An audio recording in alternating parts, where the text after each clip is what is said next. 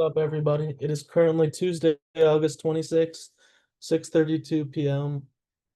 And let's talk about the Enneagram a little bit. If you're looking to learn more about yourself and the universe at the same time, check out the Enneagram. It's a quick search on Google. You can take a test or you can just read the description of the 9 different numbers that comprise the Enneagram, and you can see which one best fits you. I would personally recommend taking the test, although I have to give you guys an alert um, saying that at the end of the test, they get you because you take the test and then you really want to know what number you are, but they say the only way to get the number that your test scored is by paying a fee of like 20 or $30, which is kind of scummy in my opinion. I would just make it free because I think it could really help a lot of people understand themselves and their place in this world a lot better, and this place in the world and the universe a lot better, I should say.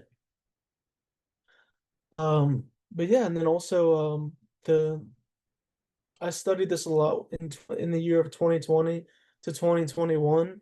From the summer of 2020, the summer of 2021, when COVID was happening, I was out west in Idaho doing a lot of soul searching, trying to figure out, big questions that I had about myself, life, and the universe.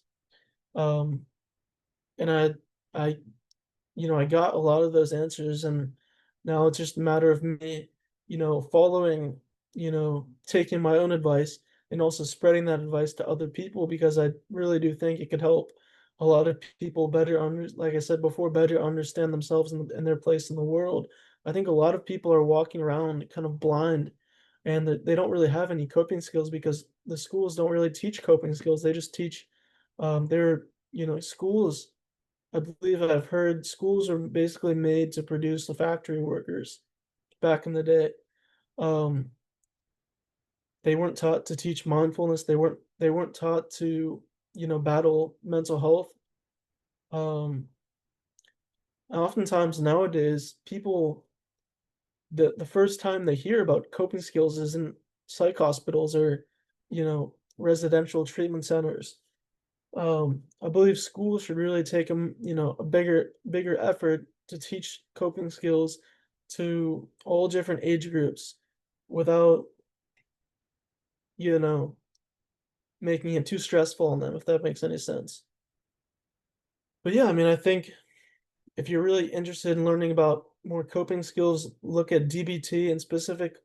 Look at the mindfulness quadrant of DBT, because DBT is um, section between 4 different topics, and mindfulness is the first one. I can't remember the other three at the top of my head, but this DBT mindfulness can really give you a lot of answers and direction and things to practice on a daily basis, which includes meditation. I believe the 6 different um, subsections of mindfulness, which is a subsection of DBT, are observe, describe, participate, non-judgmental stance, effectiveness, and one mindfully. Um, so observe, just take a minute, do some meditation for like 5 minutes, and just observe your thoughts. And you can do that a lot, throughout the day. Just simply just observing your thoughts, observing what's going on, without necessarily putting a label on it. Actively participate in something and try not to think about anything but what you're participating in. Observe, describe, was it would just be like your inner self talking to yourself about what is going on inside you or around you. Non-judgmental stance is trying your best not to judge yourself or other people. I find this specifically challenging to do whenever you're in a gym, because there's all different races, at least where I'm going to the gym, all different races, all different body types, all different genders. So remaining having like a non-judgmental stance is it's going to be tested, and then effectiveness, just basically um doing what you can to be effective. So in school, using like Quizlet, if that works for you, um, getting study groups, In the golf game, using training aids, whatever works most effectively for you. And then finally, one mindfulness, which is kind of like how I talked about participate, just focusing on one thing at a time, without letting your mind kind of wander. So those are six basic coping skills that you can utilize. I think I'm kind of going on tangents here, but also the four agreements. Let me see if I can think about all of those. The first one is be impeccable with your word. Don't make assumptions. I can't remember the other two, but DBT is a great place to start. If you're looking once again, let me reiterate, if you're looking to understand yourself, and I think this is a big thing, a lot of us kind of feel lost. We have identity crisis. We don't know where to look for information. There's so much information out there.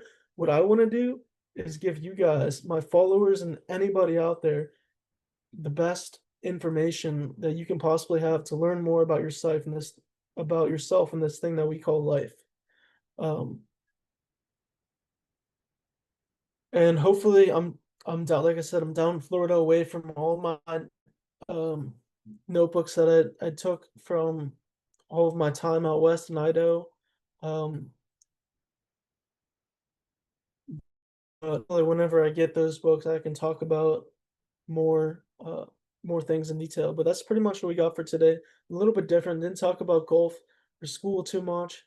Um, but yeah, just trying to be balanced and help you guys figure out more about yourself and just try to have some interesting, um, intuitive conversations. So that's what we got for today. Much love. 6:39 p.m. August 26th, Tuesday. Peace.